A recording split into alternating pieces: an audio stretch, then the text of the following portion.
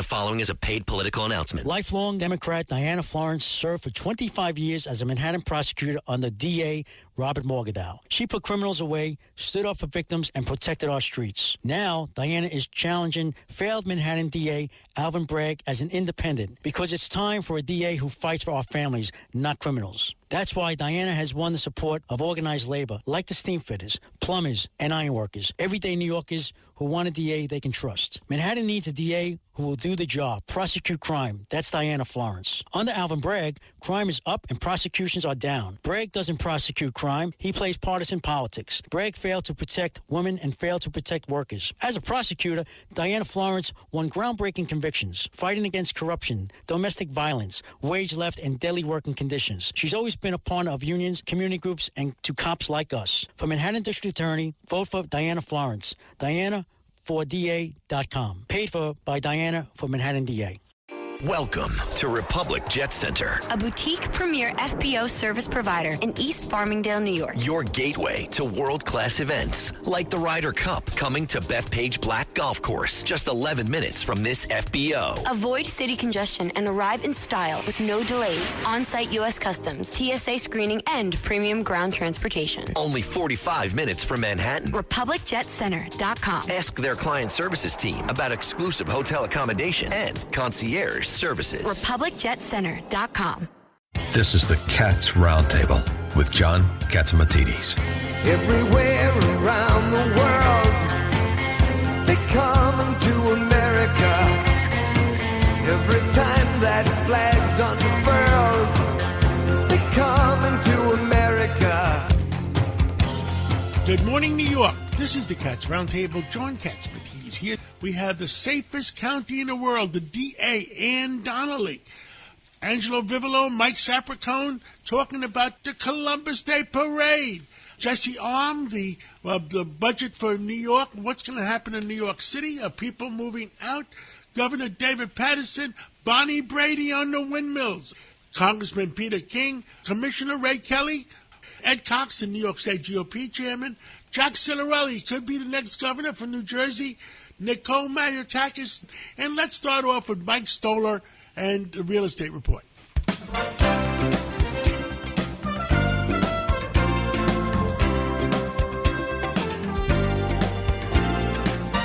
Good morning. This is Mike Stoller for the Stoller Real Estate Report. What's happening in the investment sales business in New York? Today I have my friend Vic Sozio, who happens to be a founding principal and partner at Ariel Property Advisors. Thanks for being here. Good morning, Michael. Thank you for having me.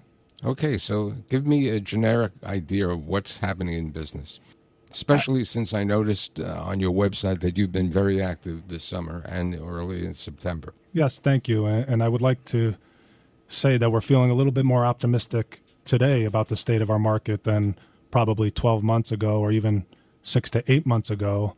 We've definitely experienced and seen an uptick in activity across really all assets, and it's evidenced in the numbers. On the multifamily side, we're already above $5 billion, and seems like we're forecasting to exceed last year's total dollar volume, which ended at about $7.5 billion. So that's promising. And we've seen that on other product types as well. You know, office market is starting to become a lot more active. The office to resi conversion market is starting to become more active, especially with the Midtown rezoning passed. So we're feeling pretty good that this year, even after a sluggish start in the beginning of the year, this year will end on a pretty positive note. What about the City of Yes program? City of Yes has spurred some activity, especially in the workforce housing locations where a lot of these projects were already driven by some sort of mixed income execution with the city, and City of Yes provides a bonus for that execution. So we have seen that, and if you look at the Bronx and areas of Brooklyn and Queens as examples, the values of land have actually risen. Northern Manhattan hasn't experienced as much activity as some of the other locations in the city, but we're seeing increase in values, even in prime Manhattan, where you could argue that City of Yes hasn't had as much of an impact. We've seen values come up pretty significantly on a per buildable square foot amount. A lot of that segment of the market is driven by condo sales and really high-end luxury condo sales. Let's talk a bit about J51s. There was a change this year, I believe, in J51. Well, they're trying to reinstate the program, and they have put out a new framework for J51. I haven't seen as much activity driven by that as opposed to just other tax abatements that are afforded to the multifamily space. For instance, like an Article 11 or a 420C tax abatement. But why don't you explain the 420C tax abatement? Sure. I mean, 420C or Article 11, these are tools that are predominantly used for the preservation, sometimes the creation of affordable units with the 420C, but in many cases, the preservation of affordable housing projects. You can look at one recent transaction that we had in Queens, in Far Rockaway, Queens, which was a big former Mitchell-Lama tower, that the buyer preserved affordability and entered into a new 420C tax abatement, which provides a deep abatement to the taxes in return for extended affordability and agreeing to different income and rent restrictions for the long term. A lot seems to be happening in the Bronx. What's your thought about the Bronx? You've been very specialized in Upper Manhattan and the Bronx over the years. Yes, although we try to be active everywhere nowadays. You're right that the Bronx, from a development site perspective, definitely has been very active. The multifamily side, it's picked up in the second half of the year. A major transaction that occurred was Peter Hungerford's firm buying almost a $200 million rent-stabilized portfolio from Related, which was a big-ticket transaction and actually accounted for a decent chunk of dollar volume in that second quarter. And we talked about this earlier a little bit. It seems like in the Bronx multifamily market, there are private operators, high net worth private capital operators that are attracted to the basis and the metrics at which these multifamily properties are trading at, which are metrics that we haven't seen in 20 years. Now, don't get me wrong, it is somewhat of a contrarian view to many different players and active players in the market because there are challenges in operating rent-stabilized product in New York City today and trying to keep pace with expenses. But if you have a long-term approach, if you capitalize it right, if you're confident in your operations and how you maintain an OPEX load that's reasonable, there could be real opportunity. And the upshot for many of these buyers is that if something changes in the legislation in the next 5 to 10 years, and it doesn't need to be much, by the way, Michael, a little change like a one-time vacancy increase in the rent-stabilized space would make these purchases perform really, really well. So it is somewhat speculative, but we have seen activity there, and there is a value proposition to certain buckets of capital. What about land values? Land values are up, I would say, and some of that is City of Yes, some of it is 485X being a workable tax abatement, although it has its deficiencies for sure, above 99 units and prevailing wage mandates. But values are up, and I was actually surprised at year-to-date numbers in Manhattan, prime Manhattan. The average dollar per buildable square foot is above $650 a foot.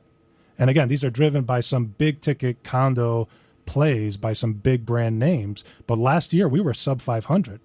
So that's a pretty big leap from last year to this year in terms of value. And what we've seen in both the rental and the condo space is the high-end luxury market is performing well in New York City. I'd like to thank you for being here. See you again.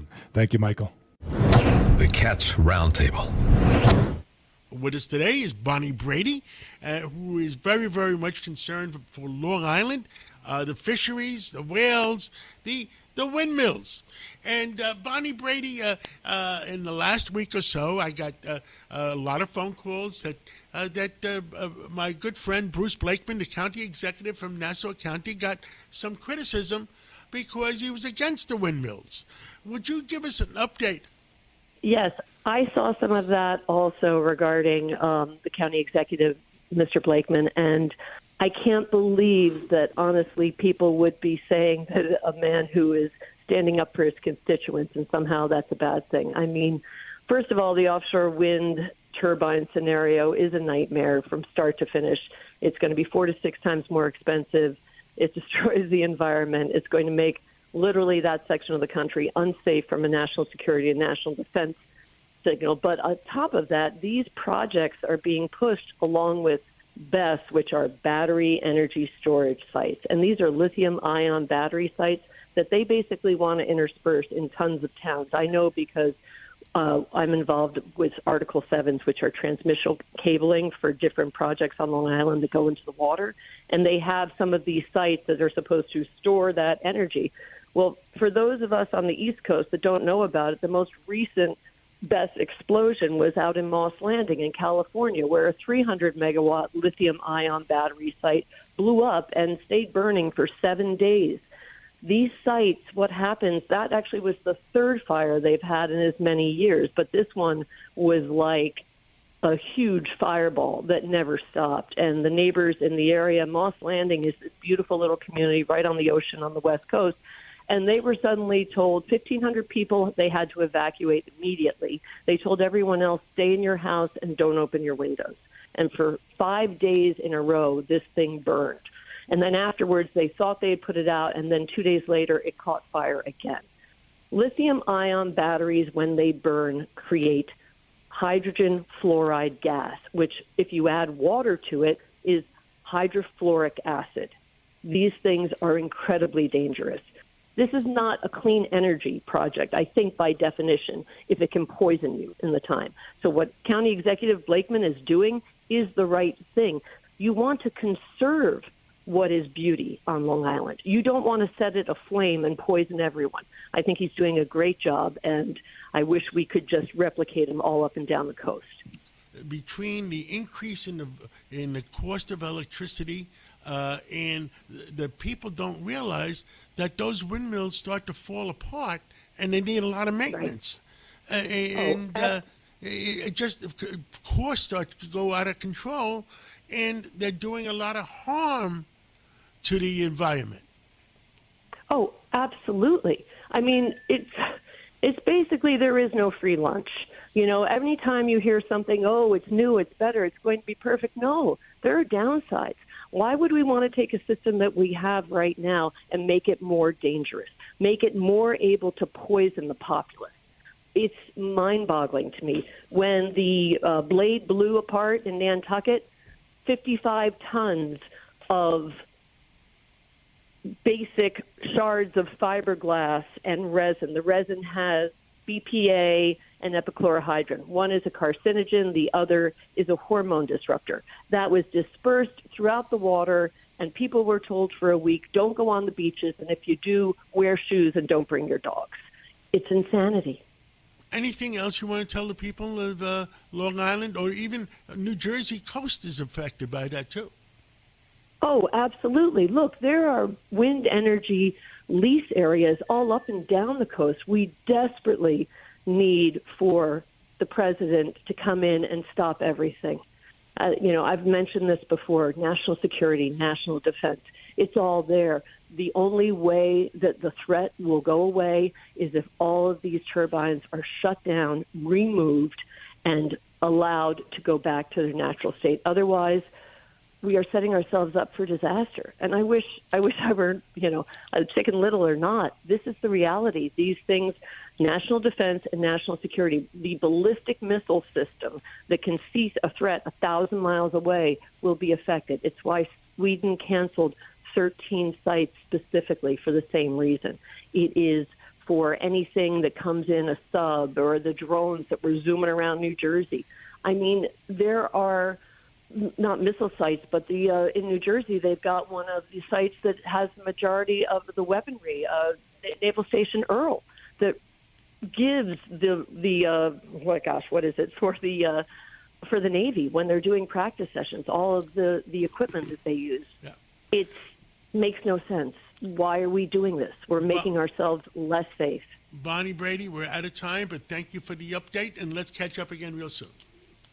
Thank you so much. Thank you for listening to the Cats Roundtable. We'll be right back right after this break. The following is a paid political announcement. Lifelong Democrat Diana Florence served for 25 years as a Manhattan prosecutor under DA Robert Morgenthau. She put criminals away, stood up for victims, and protected our streets. Now, Diana is challenging failed Manhattan DA Alvin Bragg as an independent because it's time for a DA who fights for our families, not criminals. That's why Diana has won the support of organized labor, like the steam fitters, plumbers, and ironworkers, everyday New Yorkers who want a DA they can trust. Manhattan needs a DA who will do the job, prosecute crime. That's Diana Florence. Under Alvin Bragg, crime is up and prosecutions are down. Bragg doesn't prosecute crime. He plays partisan politics. Bragg failed to protect women and failed to protect workers. As a prosecutor, Diana Florence won groundbreaking convictions, fighting against corruption, domestic violence, wage left, and deadly working conditions. She's always been a partner of unions, community groups, and to cops like us. For Manhattan District Attorney, vote for Diana Florence. Diana4DA.com. Paid for by Diana for Manhattan DA. Welcome to Republic Jet Center, A boutique premier FBO service provider in East Farmingdale, New York. your gateway to world-class events like the Ryder Cup coming to Bethpage Black Golf Course, just 11 minutes from this FBO. Avoid city congestion and arrive in style with no delays. On-site U.S. Customs, TSA screening, and premium ground transportation. Only 45 minutes from Manhattan. RepublicJetCenter.com. Ask their client services team about exclusive hotel accommodation and concierge services. RepublicJetCenter.com. Welcome back to the Cats Roundtable.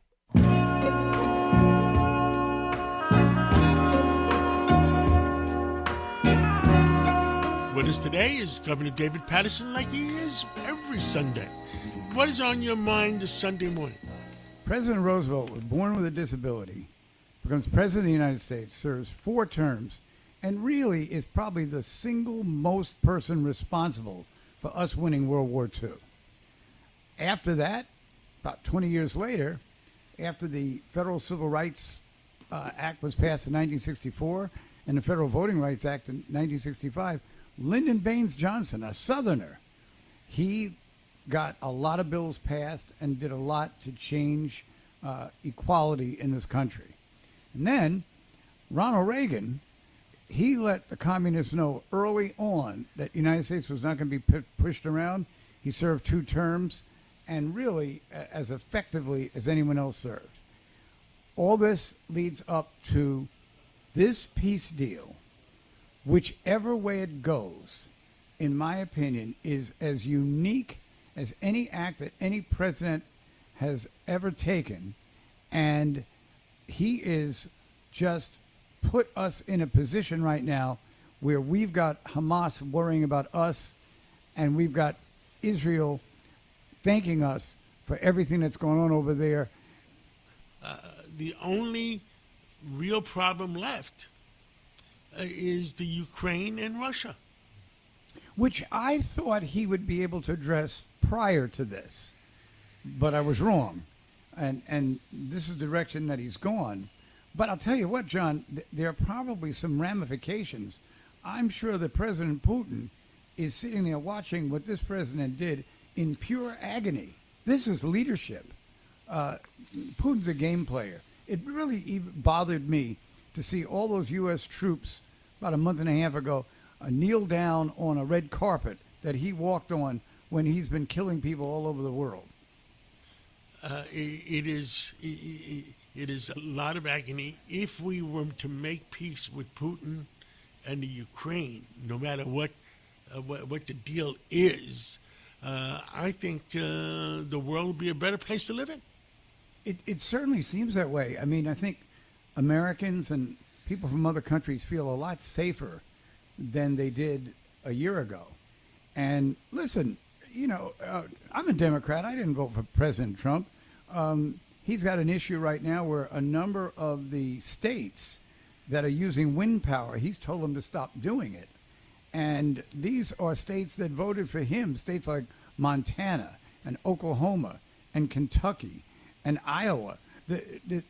But he's on such a roll right now that everyone knows that Senator Grassley from Iowa wants to talk to President Trump about taking away their wind farms. But the reality is that right now, you really can't argue with anything he does. What else would you like to talk about this Sunday morning? Well, John, here we are, 3.5 weeks, I guess, to a mayor's race. And the latest poll that I showed Mondami with 46, Andrew Cuomo with 33, and Curtis Lewa with 15. Now, for those who, trying to push Curtis out, and he doesn't want to get out, but even if he did get out, not every vote that he was going to get goes to Andrew Cuomo. It just doesn't work that way. But since it won't be a one-on-one, Andrew Cuomo has really got to find some ways to bring Zohran Mamdani back to earth. Because right now, the more he gets criticized, the better he seems to do. He seems to thrive on being attacked. And that's part of the socialist concept in the first place. But it's 9 million New Yorkers that are going to have to, survive if he wins. I mean, if I had to bet money on it, I'd say that he does. Well, the biggest problem I see is what he wants to do with the police department, and I think they're going to have mass resignations from the police department. And that's totally antithetical to what he was saying earlier in the year. And then, after the off-duty police officer was killed in the building where the NFL headquarters were on Park Avenue, he went to see the family, and the family talked to him about what it's like to be a police officer. And he actually sounded as if he listened and was moved by what the family said. But see, the problem with these ideological groups is that if you veer off the beaten path for 2 minutes, they discard you. And so Mamdani's problem, if he becomes mayor, won't even be as much the people who didn't vote for him. It will be the people who demand more and more, and when you can't keep coming up with solutions for them, they turn on you. So the debate is on Tuesday. We should get together and talk about it while the debate is going on. Sounds good to me. I'll be there.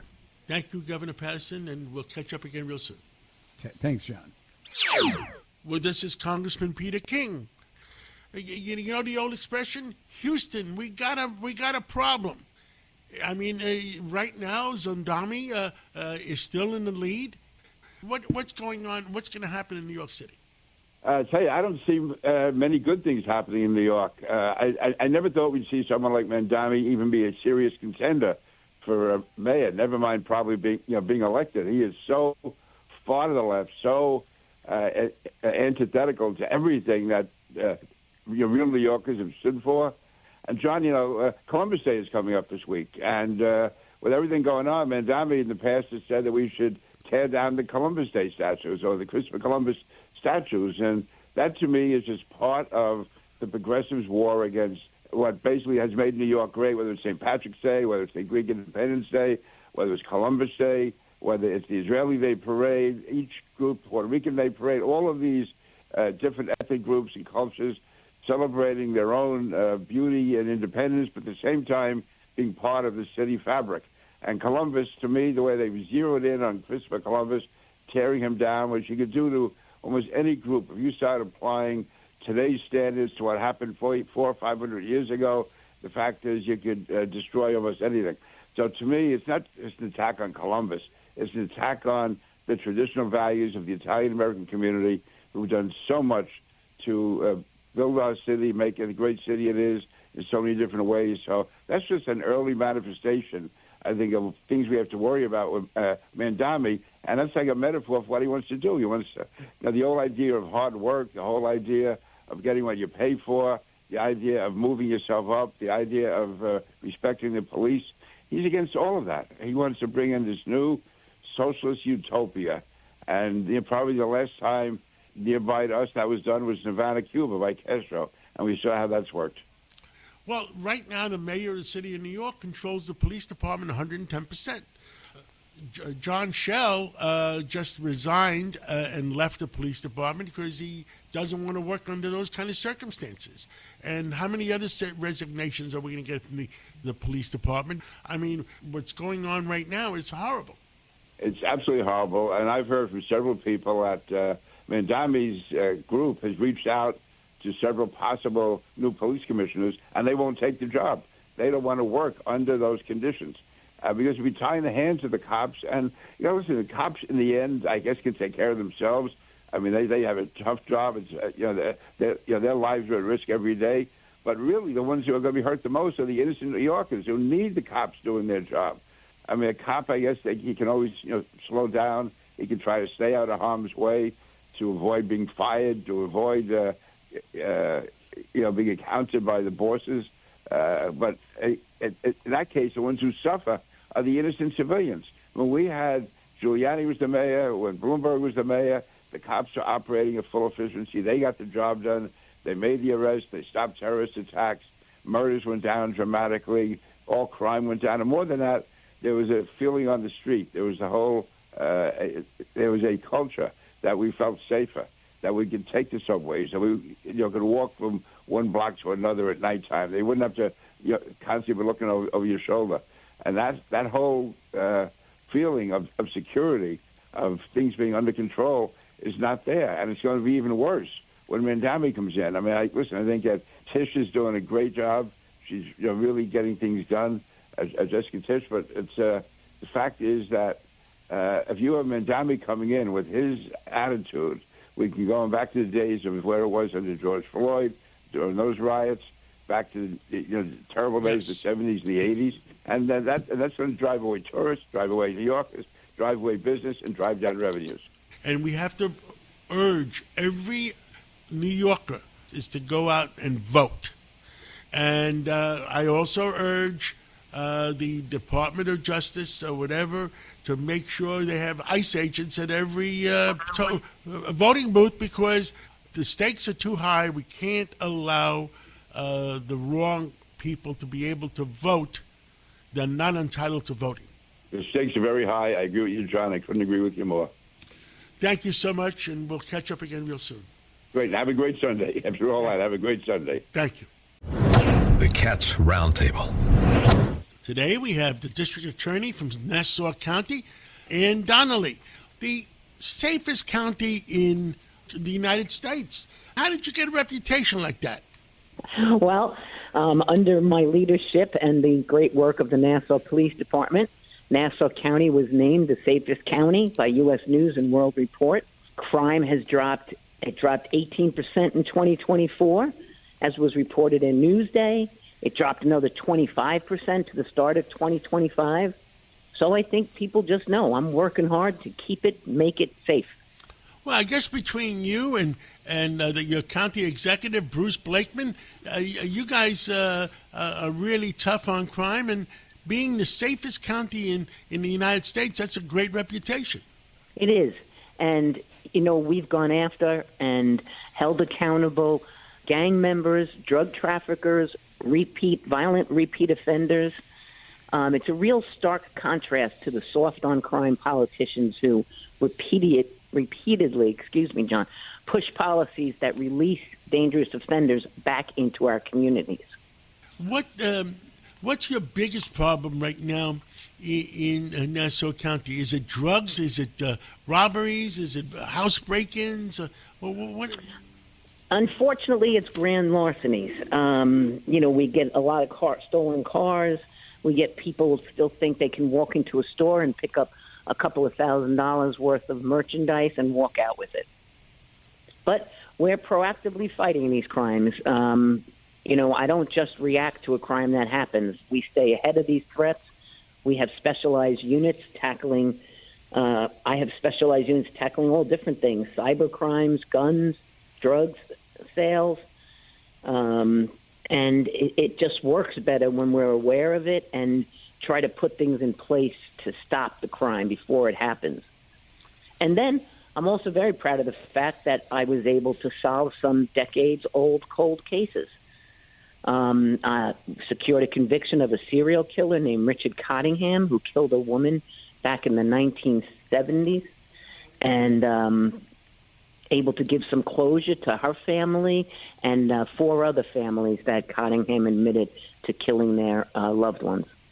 What advice do you give the average resident to be careful driving around or whatever? So my advice is always this: lock your car and take the keys out of it. Don't leave your wallet in the glove box. And just be aware of your surroundings as anything. When you get out of a car in a mall, in a parking lot, just be aware of your surroundings. And if someone calls and says they're from the IRS and you need to send them gift cards, it's a scam. Understood. I mean, anytime somebody comes up to you and has a great deal for you, you better look at it twice. It happened to me once. And anything else you want to tell the people of Nassau County? Well, I mean, I just want the people of Nassau County to know that I'm working hard.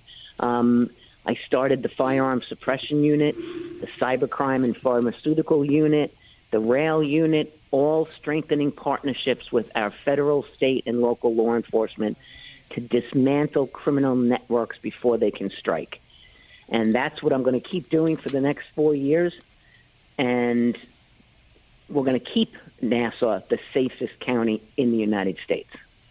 Ann Donnelly, District Attorney for the county of Nassau County, the safest county in the United States. Thank you for doing a great job. And we'll catch up again real soon. Thank you so much, John. Good talking to you. Thank you for listening to the Cats Roundtable. We'll be right back right after this break. This podcast is brought to you by Carvana. Carvana lets you buy your next car on your terms. Explore a massive inventory online, filter for what matters, and find your perfect match. Then choose delivery to your home or pick it up at one of Carvana's iconic car vending machines. Every car also comes with a 7-day money-back guarantee, so you can make sure it's the right fit. Buy your car on Carvana. Delivery or pickup fees may apply. Limitations and exclusions may apply. See our 7-day return policy at Carvana.com. Carvana. Welcome back to the Cats Roundtable.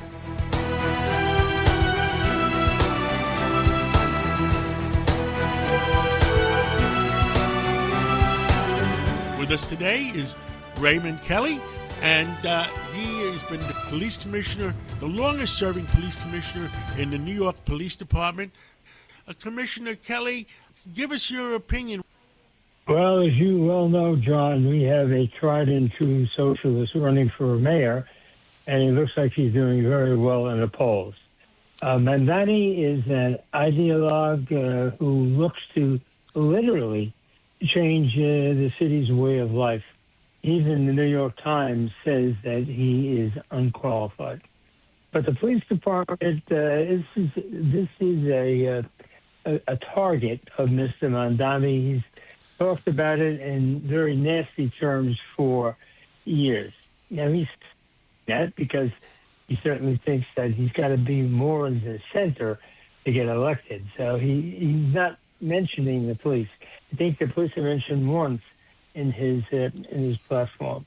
But I believe that he will reduce the police department significantly. He's creating a new department of public safety. Nobody really knows what that is. His notion is that emotionally disturbed people are more comfortable with non-police. And the reality is we've done these experiments in the past.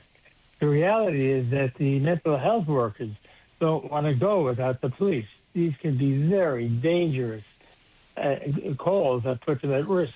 He is a problem. He is anti-Semitic. He is someone who has a lot of crazy ideas. City owns stores and all sorts of things like that. But he has started to move to the center because he knows he needs that area to be elected. So I'm concerned. I think many people in the city are concerned. And, of course, if he is elected, there'll be a war with Washington. He's made many anti-President Trump statements that we know President Trump. They're not going to go unnoticed, and they're not going to go unresponded to. So it's not, for me anyway, not a particularly optimistic time. I think Jessica Tisch, she's a police commissioner. She's doing a great job, and I'd certainly like to see her stay in the department as a commissioner. But it's an uncertain time for New Yorkers. I'm getting a lot of phone calls from every aspect of New York City. They're worried that the mayor of the city of New York has too much control over the police department, and he might hurt the police department. And I also heard, I think last week from the PBA that there might be a mass exodus of very qualified police officers. 2025, this year, the highest number of police officers leave the department. Now, what's going to happen if a socialist mayor, who has lambasted the police throughout his public career, they're going to continue to leave. And that's going to be a real problem for us. And also, he's going to be taking resources from the department, as I said, to form this Department of Public Safety. And nobody is certain what that organization is supposed to do or going to do. So, yeah, manpower is a real issue in the department. With a socialist mayor, it's going to be a real challenge, I think, to keep the numbers of the police department where they should be. And qualified individuals that can handle the problems New York has had. And that's what I'm worried about, that we're going to lose a lot of experienced people. I certainly hope they don't lower the standards, because that's the tendency if you're not hiring enough people to do something with the standards, the tests, or whatever. That's a mistake. You get tested by that situation, and the qualifications have to remain high. Ray Kelly, thank you for your service, and let's catch up again real soon. Okay, and thanks so much for the compliment, John. See you soon. Thank you. With us today is Congresswoman Nicole Mayotakis. Where do you want to start on a Sunday morning? First, what I want to say is that we have this upcoming mayor's race, and I hope people are really paying attention, because if this city allows Zohran Mamdani to lead it, he will lead it right into the ground. I think it's clear that he has said things like wanting to close jails. Think about all the criminals that will be released as a result of that policy. He says that the NYPD is the greatest threat to public safety. We know that he was the champion for defunding our police, and it will be very concerning if he were mayor, because he won't hire more police. He will make their lives miserable and drive them out from the city and then not replace them, which is this very same thing.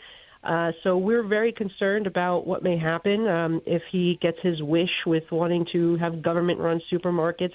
I think people need to take a real close look at this race and check out the polling and see how we can unite to stop him.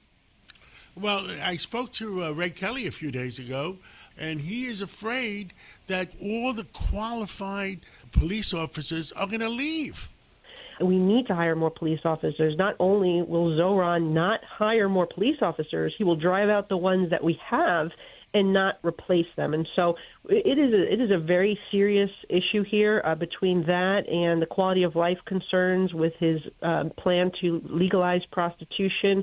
We have to really think about this next step. He's made a lot of false promises, things that you can't possibly afford to do without crushing the entire tax base, which would drive out wealthy people, middle class, businesses, the tax base of New York. And to have somebody who is anti-capitalist running the largest economy in the country, the economic engine of the country, is very, very concerning. So, look, you have two other choices in there. You have to vote for whoever you think is the best person and who can win, but I imagine that will be anybody but Mamdani. Nicole Mayotakis, I heard that you personally went to the president and you told him that the funds for terrorism should be restored to New York City. Is that true? Yes, John, I think it was shocking when the Department of Homeland Security chose to change the formula on how they determined counterterrorism funding. And as a result of this change in the formula, New York was set to lose $187 million in counterterrorism funds, including $100 million to the NYPD here in the city of New York. This money is so critical. It's not only for intelligence gathering and equipment, but it's for the K-9 unit. It's for all the things that the NYPD needs to keep our city safe. And we are a number one target still for terrorism. And so I called the president. The president is a New Yorker, and we really need you to intervene here to get the Department of Homeland Security to reverse this decision. And he did. With to his credit, within 48 hours, it was announced that he had intervened and stopped this cut. So we thank President Trump for that. But we also ask these federal agencies, to be more mindful. They have to be more thoughtful in their process because this was a very scary thing that could have happened for New York if that money was lost. What's going to happen with this budget crisis in Washington? Well, John, as you know, we need 60 votes to pass a funding bill in the Senate. The House passed our bill. We're waiting for Schumer to deliver the 7 votes necessary because we only have 53 Republican senators. And the bottom line here is they should vote for this bill because it is a clean extension of existing funding levels. They voted for it 4 times before. Senator Schumer actually helped negotiate this last year and then voted to extend it 3 additional times. So for them to shut down the government right now, our military will not be getting paid this week because of this shutdown. You're starting to see flight delays around the country due to shutdown shortages in staffing. The military is not getting paid this week? And the FAA people are not getting paid this week? They're not getting paid, and many of our federal law enforcement are not getting paid. And let me say, President Trump also stepped in here to use tariff money to fund the Women, Infant, Children nutrition program, or else we'd have women and children who would go hungry because of the Schumer shutdown. And so I urge the senator to just do what he's done the last 4 times, vote for this clean extension of current funding. Let's end the shenanigans, open the government. Happy to talk about the Affordable Care Act after that. I mean, I think that, the reason why the Affordable Care Act it needs subsidies is because it was never affordable. But as a result, insurance companies' profits have skyrocketed 230%, and they're receiving these taxpayer money in subsidies. So we need to rein in the insurance companies in this process as well. And so I think we could have and come to a reasonable solution there, but that doesn't expire until the end of the year. So to shut down the government now makes completely no sense. Congresswoman Nicole Maliotakis, thank you for everything you do for New York. God bless you, and God bless America. Thank you, John. Great to be with you. The Cats Roundtable. With us today is Ed Cox, the chairman of New York State GOP. Ed Cox, the debate is coming up. It's coming up on Tuesday. It's coming up on Tuesday, John, and the weakest point for Mondani is with respect to the NYPD, the police department of New York City, and he is going to basically destroy it by the things that he's planning to do. He's going to have the Citizens Review Group take away from the commissioner the power to fire a particular cop. That will really demoralize the police. He's going to set up a group of social workers in a community, a Department of Community Safety that will take care of violent domestic disputes. It just doesn't work. It never has worked. And he's going to do that by taking away overtime for the police. Police need overtime. When they're on a job and something's happening, they need to have that. They need to have that overtime. But the worst is that he is going to disband the strategic response group of the New York City Police. And that group is a group that knows how to take care of, for example, violent demonstrators who are paid, masked, like Antifa, which have caused the worst damage and have torched Portland and Chicago and Seattle and other cities. If there is a weak police force, and taking away the strategic response group, when he disbands that, he's going to be basically at the mercy of Antifa, particularly if it's kind of demonstration that Mondani likes.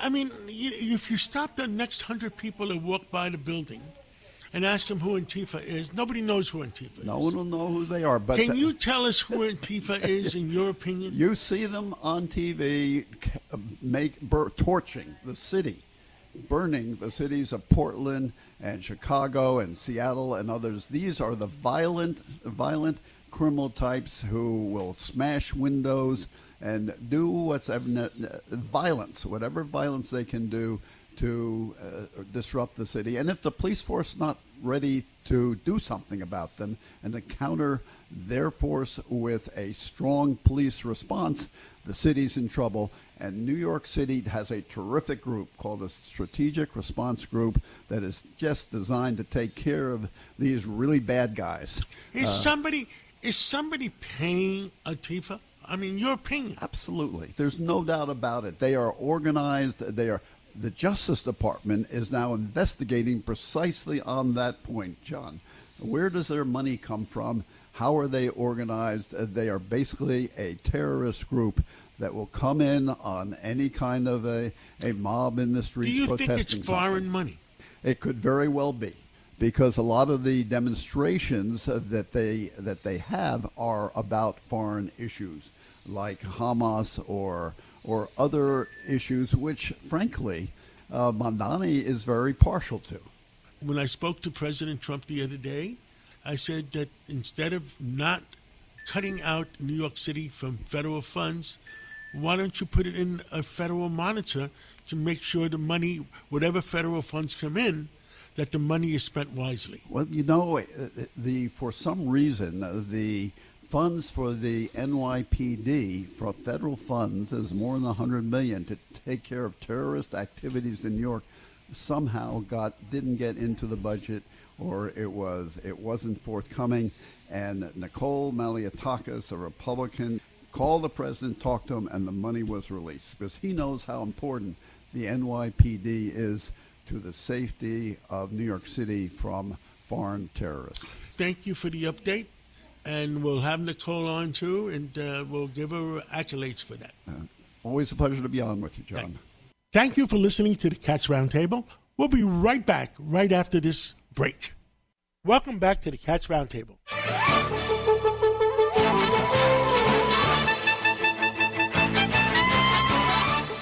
With us today is Jesse Arm, and he is with the Manhattan Institute. Jesse, are we going to survive? I certainly hope so. There's a little bit of new polling out in the New York City mayoral election. Quinnipiac, which is a university that does a lot of really reputable and well-respected polling, has a new poll out earlier this week that suggests Cuomo is up 10 points since last month's poll, where Adams was still a candidate. That's a lot of ground to make up. It's pretty considerable. So all the Adams votes, I remember I saw it on television the other day when it first came out.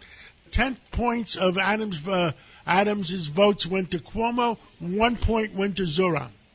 Andrew Cuomo has basically hoovered up the entirety of the Eric Adams vote since he exited this race.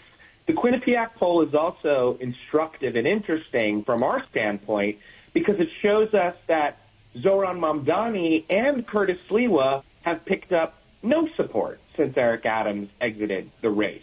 Sliwa's support is completely flat. 1 month ago, he was polling at 15%. Today, he is also polling at 15%.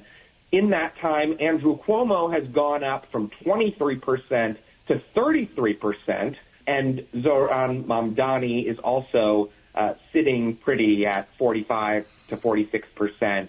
But look, as an exit from the race happened, Andrew Cuomo made a massive gain. So we've got to say the quiet part out loud here. It is hard to believe that were there further consolidation of this field, were, say, Curtis Sliwa to drop out of this race, however unlikely that may be, it would fundamentally upend this race. And if this were truly a one-on-one race between Cuomo and Mamdani, we have a lot of data evidence that suggests to us it would be anyone's game. So in other words, if it was one against one, it's a flip of the coin. Yeah, and there are some Mamdani people who want to tell you that's not the truth, and they're actually even praising Curtis Sliwa a little bit for his authenticity. The Mamdani campaign has been doing this frequently. Zohran himself has offered some kind words about Sliwa, and that is because he knows the fundamental politics of this race, which is that Curtis Sliwa's continuing candidacy benefits Mamdani above anybody else. The other thing that I'm looking at is there's been an investigation going on that New York State has been issuing driver's licenses to migrants. And some of them, a lot of them are using it for voting. And I suggested to the president, and I suggested to Tom Homan, the board director, maybe we should have an ICE agent at every every vote booth. Sounds like a great idea to me. Hell, I'd settle for them just checking my ID when I go to vote in New York City, which would be a new innovation for this town. But let me say something else, John. We had another interesting thing in the news this past week. Andrew Cuomo announced that he said he would be willing, as mayor, to keep Rikers Island open and rebuild it, quote, the right way. This is John Katsimatidis. If you want to hear the full interview, go to WABCRadio.com. There's a big election coming in New Jersey. For the next governor of the state of New Jersey is possibly Jack Ciattarelli. Well, Jack Ciattarelli, you had a slugfest of a debate last week. Tell us about it.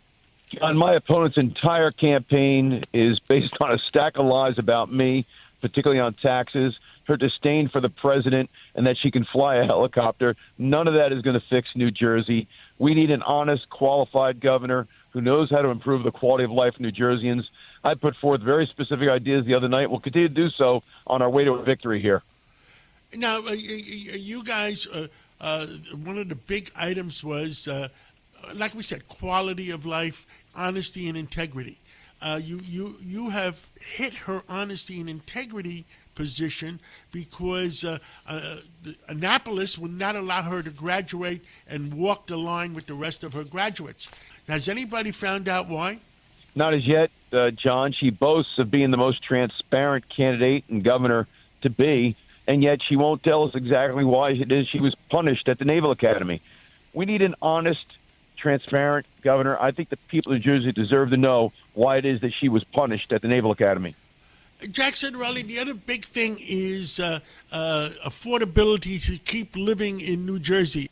I heard people talking about their energy cost, the cost of electricity. I heard people talking about property cost. Tell us about that and what you stand for and what your opponents stand for.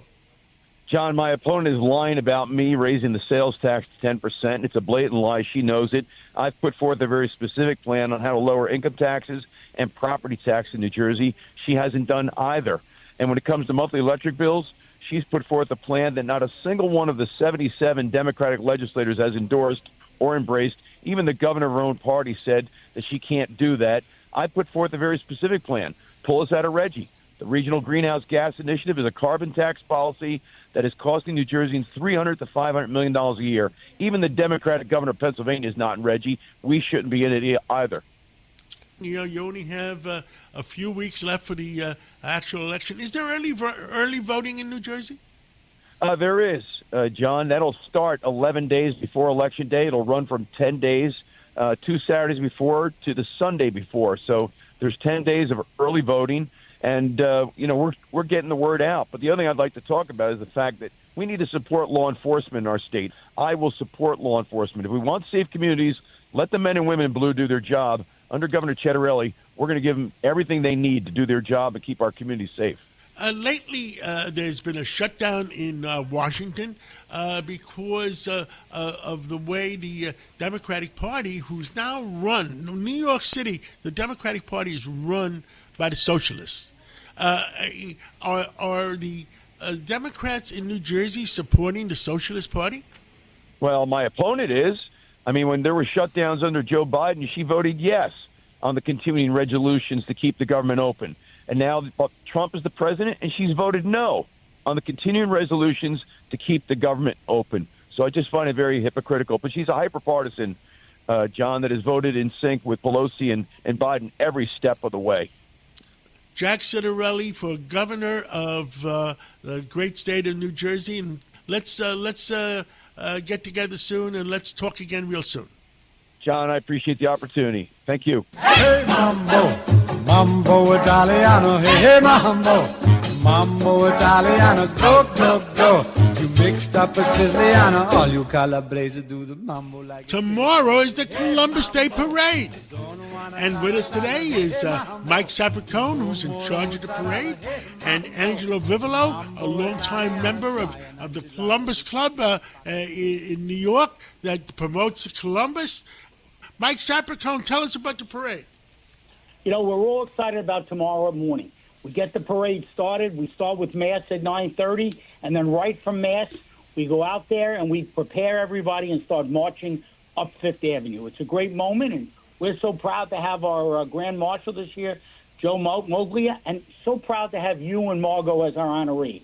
It's going to be a great time. We're hoping the weather stays for tomorrow morning, and we're expecting hundreds of thousands of people on Fifth Avenue, and we're expecting millions to be watching us on TV tomorrow. This is just, it's going to be on ABC. It's going to be on ABC television, and it's also going to be on WABC radio.